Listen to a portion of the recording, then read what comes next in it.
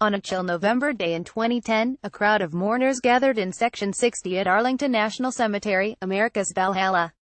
The highest-ranking U.S. military officer to lose a child in combat in the post-9/11 wars was there to bury his youngest son, First Lt. Robert Michael Kelly, killed in action in Afghanistan.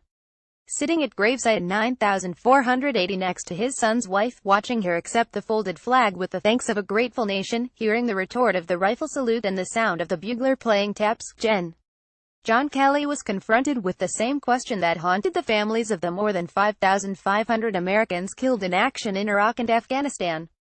Was such unbearable sacrifice worth it? At some point Kelly realized it was not for him to say. His son had already answered the question. In his mind, and in his heart, he had decided somewhere between the day he was born at 2130, the 5th of September 1981, and 0719, the 9th of November 2010, that it was worth it to him to risk everything, even his own life, in the service of his country, Kelly would later tell other Gold Star families. So, in spite of the terrible emptiness that is in a corner of my heart and I now know will be there until I see him again, and the corners of the hearts of everyone who ever knew him, we are proud.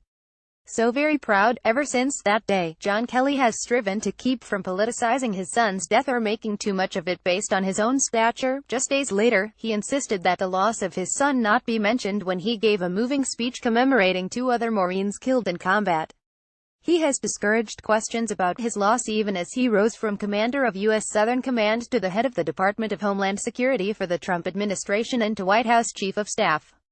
When approached by the Washington Post for a profile in 2011, he revealed a source of his reticence in an email: "We are only one of the 5,500 American families who have suffered the loss of a child in this war. The death of my boy simply cannot be made to seem any more tragic than the others," just as he has so often trampled the traditional boundaries of civil-military relations designed to cordon the U.S. military from Washington's hyper-partisan politics. President Trump this week thrust Kelly and his loss into the bright glare of controversy.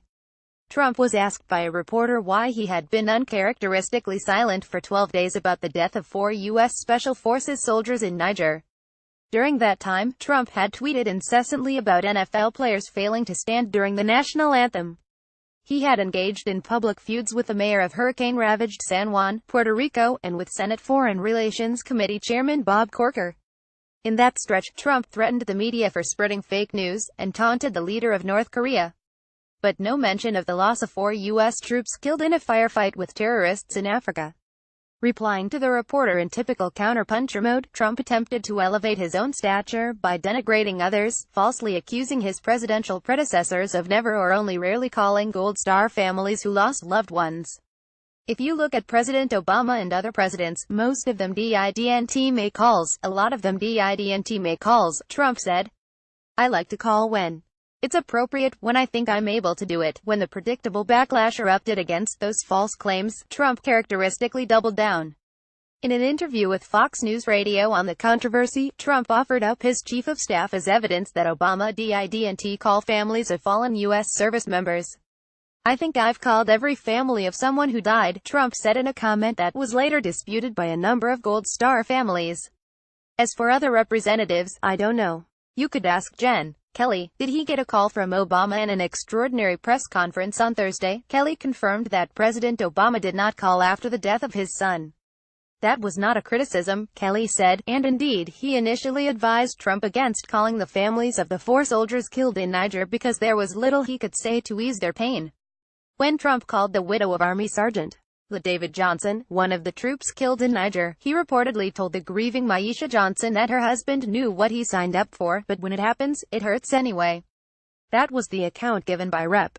Frederica Wilson, DFLA, a family friend who was with Johnson during the call and called Trump's words insensitive. Trump called Rep. Wilson a liar. Kelly said he was stunned and brokenhearted when he heard that a member of Congress had listened in on the call and made it public. The bitter back and forth between Team Trump and its critics is already in danger of trampling one of the last plots of sacred ground in America's increasingly charred political landscape.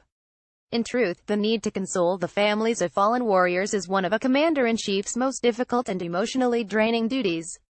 No 2 presidents approach the task in exactly the same way, and each brings to it their own unique interpersonal skills.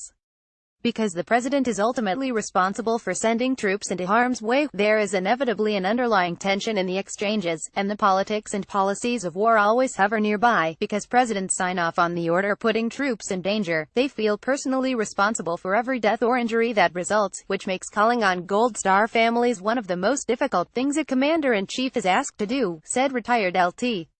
Gen. David Barno, who commanded U.S. and Allied forces in Afghanistan. The willingness of partisans to exploit casualties for political gain, he noted, only adds to the pain of families who have lost loved ones in combat. It would seem Americans cannot even come together over our fallen troops anymore. Peter Feaver is a professor in security studies at Duke University who served on George W. Bush's National Security Council staff. I don't think Trump helped himself with this controversy because you can never really win an argument with a grieving Gold Star family, but this is a fraud issue that every post-Cold War president has struggled with. How do you acknowledge the toll of war respectfully, and do so in a way that doesn't overwhelm or even debilitate a commander-in-chief, he said.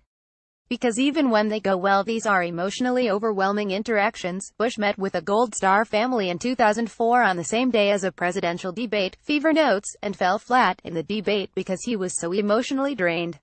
Former Secretary of Defense Robert Gates wrote about the toll of writing the family of each service member killed in combat, and how it affected his willingness to stay in the job. Feaver believes that Barack Obama spent so much time with wounded veterans that it reinforced a tendency toward high precaution about military deployments that persisted through his second term. Nor do all the exchanges between commanders-in-chief and grieving families go well. Bill Clinton was criticized by some of the families who lost loved ones in the Black Hawk Down debacle in Somalia in 1993. After her son Casey Sheehan was killed in the Iraq War, Cindy Sheehan gained national media attention for an extended anti-war protest at a makeshift camp outside President Bush's Texas ranch. The parents of 2 of the 4 Americans killed in a terrorist attack in Benghazi, Libya, in 2012 criticized Obama and later sued former Secretary of State Hillary Clinton over her role in the tragedy. Investigations into the Benghazi attack marked the low-water mark in partisan efforts to turn tragedy into political gain. After spending more than 2 years and $7 million, the Republican-led House Benghazi Committee reached the same general conclusion as the 7 previous U.S. government probes into the incident. No response to the attack would have enabled U.S. troops to reach the scene in time to save the 4 Americans. House Majority Leader Kevin McCarthy alluded to the true target of the investigation in a 2015 interview with Fox News. Everybody thought Hillary Clinton was unbeatable, right? But we put together a Benghazi special committee, a select committee. What are her numbers today? Her numbers are dropping. Why? Because she's untrustable. Trump himself insisted that Benghazi was bigger than Watergate, and he tweeted about it scores of times. This week the lefty outlet Salon wrote that Niger could be Trump's Benghazi. As Washington partisans unsheathe the long knives in their endless grapple, some may not even realize or care anymore that they're trampling over hallowed ground.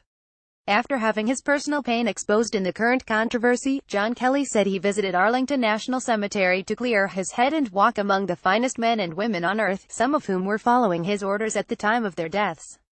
I still hope as you write your stories, and I appeal to America, let's not lose this maybe last thing held sacred in our society, a young man or woman going out and giving his or her life for our country, Kelly said at the end of yesterday's press conference.